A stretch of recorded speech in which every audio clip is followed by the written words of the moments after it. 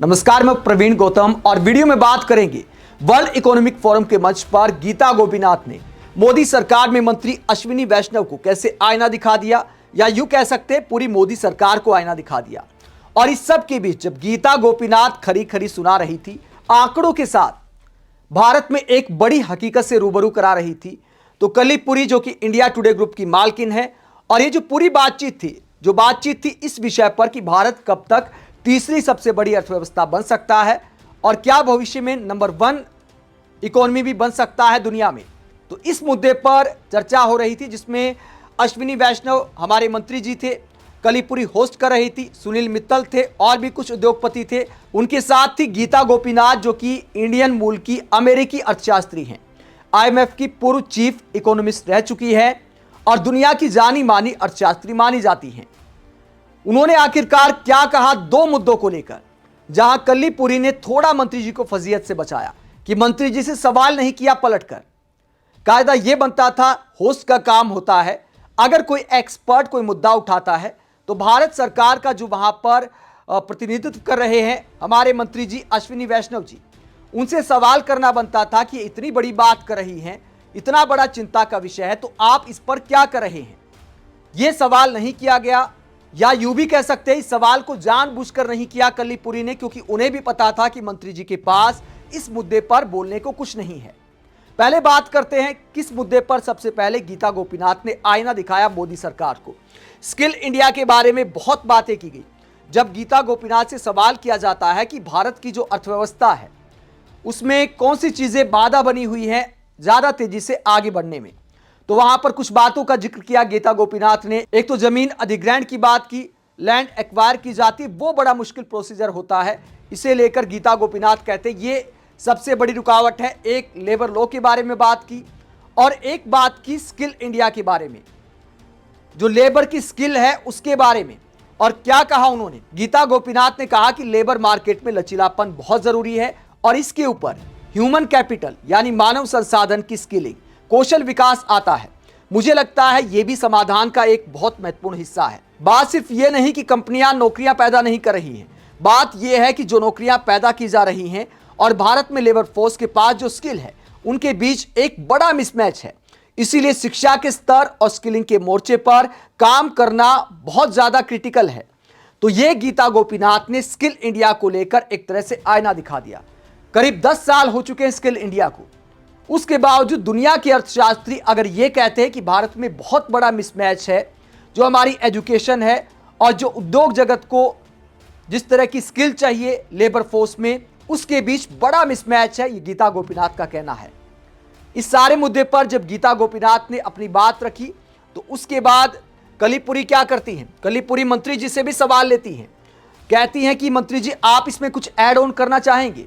तो उसके बाद मंत्री जी के पास चूंकि इस मामले में बोलने को होता है, अश्विनी वैष्णव बताते कि देखिए हमने ईज ऑफ डूइंग बिजनेस में काफी काम किया है, नया लेबर लॉ लेकर आए हैं, तो काम इस पर किया जा रहा है। यह बताकर मंत्री जी अपनी इज्जत थोड़ी सी बचा लेते हैं।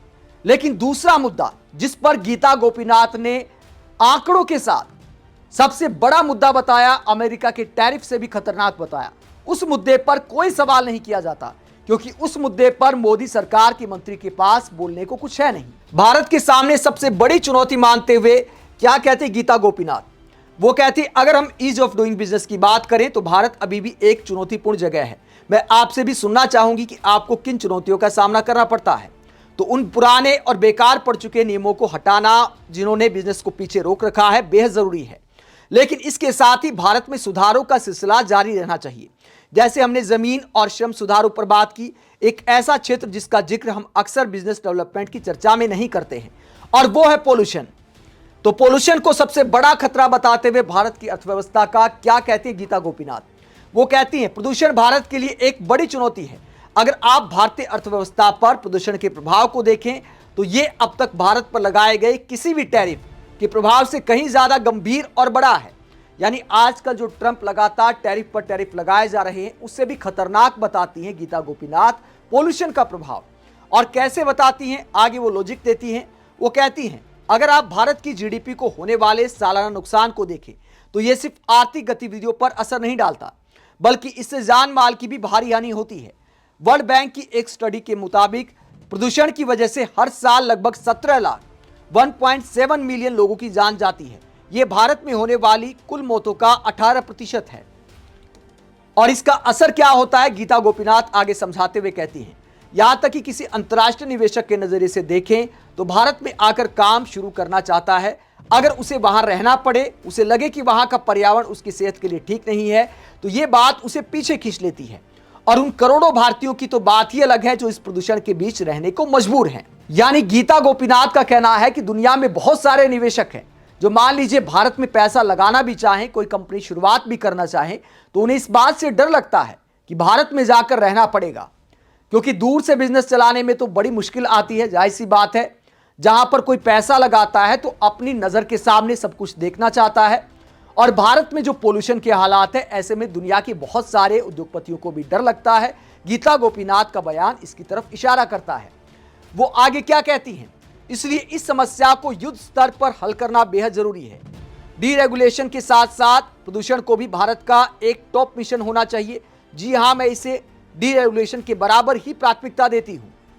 तो गीता गोपीनाथ कहते हैं कि जो आर्थिक सुधार हैं, जो नियम कानून में बदलाव है, जो ईज ऑफ डूइंग बिजनेस के तहत बहुत सारे कानून बनाए जाते हैं, सुधारे जाते हैं, उसके साथ साथ पोल्यूशन पर भी युद्ध स्तर पर काम करना पड़ेगा। तो सीधे सीधे मोदी सरकार को सुनाया कि क्या हालात आ गए हैं आपके देश में कि जहां पर कोई निवेशक आना भी चाहे तो उसे वहां रहना पड़ेगा। इस बात का डर लोगों के मन में हो सकता है। जब गीता गोपीनाथ ने प्रदूषण के मुद्दे पर सुनाया तो होस्ट की आखिरकार क्या जिम्मेदारी थी, इसे लेकर अश्विनी वैष्णव से सवाल करना। लेकिन कलीपुरी क्या करती हैं, कलीपुरी कोई सवाल नहीं करती। कलीपुरी डिबेट को कहीं और मोड़ देती हैं। उसके बाद सुनील मित्तल से सवाल करने लगती हैं कि आप क्या कहना चाहेंगे, क्या क्या सुधार हम कर सकते हैं, यूरोप के देशों से क्या सीख सकते हैं, दुनिया से क्या सीख सकते हैं। यानी टॉपिक बदल दिया। यहां पर मंत्री जी से नहीं बोला कि आप क्या ऐड ऑन करना चाहेंगे पोल्यूशन के मुद्दे पर, क्योंकि मोदी सरकार ने पोल्यूशन के मुद्दे पर अब तक देश के सामने कोई रोड मैप नहीं रखा है। तो कलीपुरी को भी शायद इस बात का एहसास था कि मंत्री जी के पास ज्यादा बोलने को कुछ है नहीं, तो चलो इस सवाल को ना किया जाए मंत्री जी से, सवाल को जाने दिया। अब गीता गोपीनाथ ने पोल्यूशन के मुद्दे पर आईना दिखाया तो विपक्षी नेता भी इस मुद्दे पर उनका धन्यवाद कर रहे हैं और मोदी सरकार पर कटाक्ष कर रहे हैं। आदित्य ठाकरे क्या कहते हैं, आदित्य ठाकरे कहते हैं, धन्यवाद गीता गोपीनाथ प्रदूषण और इसके देश व हमारी अर्थव्यवस्था पर पड़ने वाले असर पर खुलकर बोलने के लिए। सिर्फ तारीफ करना एक बात है, लेकिन देश की सच्ची भलाई के लिए वास्तविक और रचनात्मक सलाह बहुत जरूरी है। आज प्रदूषण और जलवायु परिवर्तन पर काम करना बेहद अहम हो गया है, क्योंकि जलवायु परिवर्तन से होने वाला सामाजिक संकट बहुत बड़ा होगा। प्रदूषण रोजमर्रा की जिंदगी को प्रभावित कर रहा है और जलवायु परिवर्तन सीधे आजीविका पर असर डाल रहा है।